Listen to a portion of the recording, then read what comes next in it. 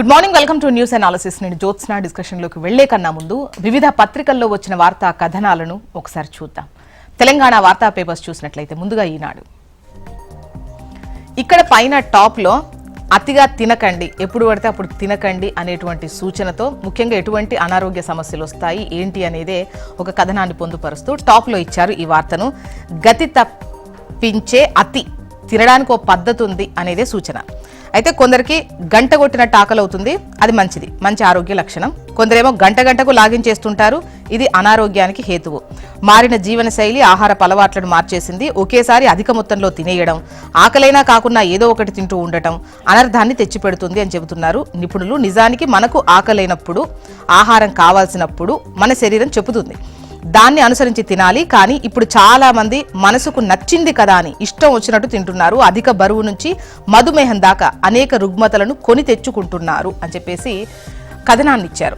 ముఖ్యంగా ఏ విధంగా తినాలి, తినడానికి ఒక పద్ధతి అంటూ ఉంది అని చెప్పేసి. సో తర్వాత మీరు చూడండి, అది బ్యానర్ ఐటమ్ చూద్దాం. సాగు తాగునీటి ఇబ్బందులు రానియొద్దు, రానున్న 3 నెలలు కీలకం, సమర్థంగా పనిచేయాలి. నీటిపారుదల శాఖ సమీక్షలో సీఎం రేవంత్ రెడ్డి. ఇక ఎన్నికల సంఘం సారథిగా జ్ఞానేష్ కుమార్, ఎలక్షన్ కమిషనర్గా వివేక్ జోషి, ప్రధాని మోదీ నేతృత్వంలోని ఎంపిక కమిటీ సిఫార్సు, రాష్ట్రపతి ఆమోదం. ఢిల్లీని వణికించిన భూకంపం చుట్టుపక్కల ప్రాంతాలను కూడా రిక్టర్ స్కేల్పై తీవ్రత 4.0గా నమోదు. ప్రకంపనల తీవ్రతకు ఇళ్ల నుంచి బయటకు పరుగులు తీసిన జనం. తక్కువ ఖర్చుతో రోదసి యాత్రే లక్ష్యం అంటూ భవిష్యత్తులో అంతరిక్ష పరిశోధనలు, ప్రయోగాలపై పలు కీలక ప్రాజెక్టులు చేపట్టే దిశగా ఇస్రో అడుగు వేస్తోందంటూ కథనాన్ని ఇచ్చారు. ఇక కేసీఆర్ తెలంగాణ జాతికి హీరో, తండ్రి జన్మదినోత్సవ కార్యక్రమంలో కేటీఆర్. మొత్తానికి ఇవి ఇవాళ ఈనాడులో వచ్చిన వార్తా కథనాలు. ఆంధ్రజ్యోతి చూద్దాం. కార్డులు ఇవ్వండి, కోడ్ లేని జిల్లాల్లో అర్హులకు వెంటనే రేషన్ కార్డులు ఇవ్వాలి అని చెప్పేసి సీఎం రేవంత్ రెడ్డి ఆదేశించారు. ఎన్నికల కోడ్ ఉన్న జిల్లాలు మినహాయించి మిగిలిన వాటిల్లో వెంటనే రేషన్ కార్డులు ఇవ్వండి అని చెప్పేసి ఆదేశించినటువంటి విషయాన్ని ఇక్కడ హైలైట్ చేశారు. క్రమబద్ధీకరణపై కొరడా ఏది, అన్ని సక్రమంగా ఉన్న వారికి మోక్షమేది. జీవో 59 కింద వచ్చిన దరఖాస్తులు ఎక్కడివక్కడే ఉన్నాయి, అవకతవకలు పక్కాగా కనిపిస్తున్నా చర్యలు కనిపించట్లేదు. 3 జిల్లాల్లో అనుమతులు నిలిపివేస్తూ ఏడాది కిందట రాష్ట్ర ప్రభుత్వం ఉత్తర్వులు ఇచ్చింది అంటూ వార్తనిచ్చారు. ఇక రోడ్డుపై టేకాఫ్, ల్యాండింగ్ అయ్యే ఎయిర్ అంబులెన్స్లు ఐసీఏటీటీలో ఈప్లేస్ కంపెనీ 8,700 కోట్ల డీల్, 788 ఈవీటీఓఎల్ల సరఫరాకు ఒప్పందం. త్వరలో దేశంలోని అన్ని జిల్లాల్లో మోహరింపు. మనిషి ప్రాణం చాలా విలువైంది. ప్రమాదానికి గురైన టైంలో లేదా తీవ్ర అనారోగ్యం బారిన పడ్డప్పుడు వారిని సకాలంలో ఆసుపత్రులకు చేరవేయడంలో అంబులెన్స్లది కీలక పాత్ర. అయితే పట్టణాలు, నగరాల్లో విపరీతంగా పెరిగినటువంటి ట్రాఫిక్ వల్ల కొన్నిసార్లు అంబులెన్స్లు ఆ రద్దీలో చిక్కుకొని ముందుకు వెళ్లేందుకు దారి లేక పలువురు ప్రాణాలు కోల్పోతున్న క్రమం మనం చూస్తూనే ఉన్నాము. ఇక దేశంలో ప్రతి ఏడాది రోడ్డు ప్రమాదాల్లో వందలాది మంది మరణిస్తున్నారు. ఈ క్రమంలో రోడ్డుపై టేకాఫ్, ల్యాండ్ అయ్యేటువంటి ఎయిర్ అంబులెన్స్లకు సంబంధించిన ఒప్పందాన్ని ఇక్కడ హైలైట్ చేశారు. నమస్తే తెలంగాణ చూద్దాం.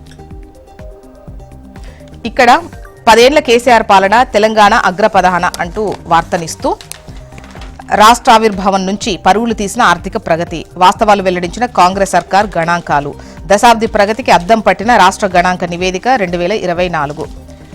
కేసీఆర్ ను మళ్లీ సీఎం చేద్దాం, యావత్ తెలంగాణ ప్రజల ఆకాంక్ష ఇది అంటున్నారు కేటీఆర్.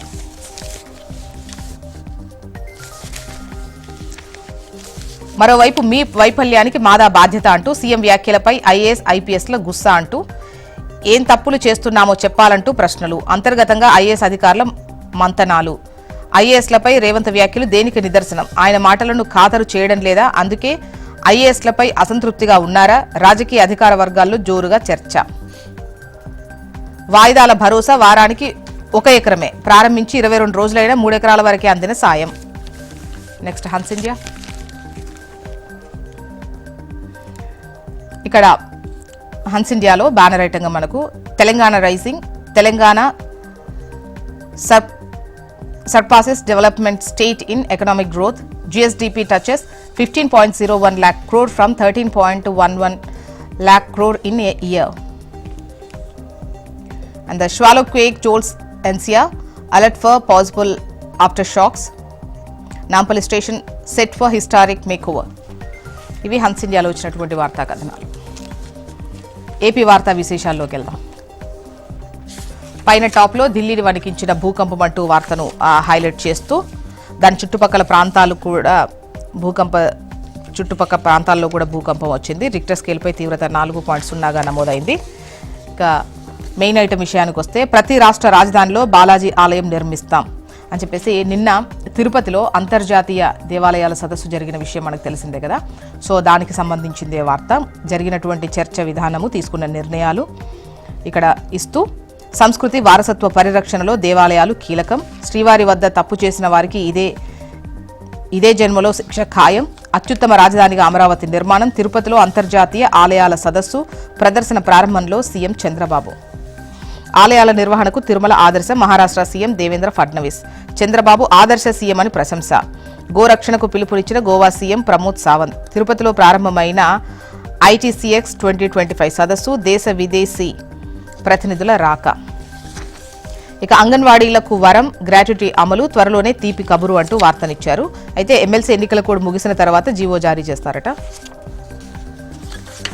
ఆంధ్రజ్యోతి చూద్దాం. ఆలయాలకు ఆగమ స్వేచ్ఛ అంటూ వైదిక వ్యవహారాల్లో సర్కార్ జోక్యం ఉండదు. ప్రతి రాష్ట్ర రాజధానిలో శ్రీవారి ఆలయం. 6 లక్షల కోట్ల ఆలయ ఆర్థికం. అర్చకుల వేతనాలు పెంచాం.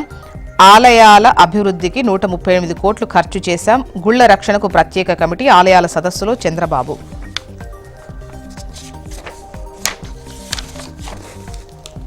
సెకీతో సంకటం అంటూ కరెంటు కొంటే నష్టం, కొనుక్కుంటే కష్టం.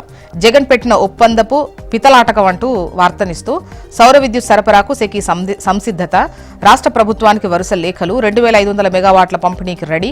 కరెంటు కొనడానికి సిద్ధమా అని ప్రశ్న. అమలు చేస్తే 25 ఏళ్లు జనంపై భారం. 1,00,000 కోట్లకు పైగా చెల్లించాలి. రద్దు చేసుకుంటే 2,900 కోట్ల ఫైన్.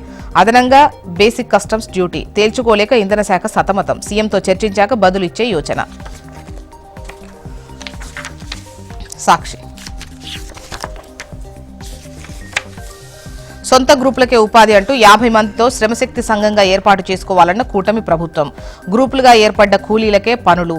సంఘం లీడర్గా మేట్లు. వీరి పర్యవేక్షణలోనే సంఘాల వారీగా కూలీలకు పని కేటాయింపు. దీంతో నచ్చిన వారికే పనులు కేటాయించే అవకాశం ఉంటుంది అంటూ ఉపాధిలో ఆధిపత్యం కోసం కొట్లాట. ఏలూరు రూరల్ మండలంలో కత్తులు, గుణపాలతో పరస్పరం దాడులు. 8 మందికి గాయాలు.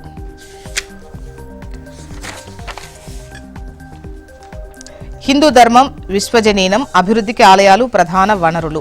దేశాభివృద్ధిలో టెంపుల్ టూరిజం ప్రధాన పాత్ర.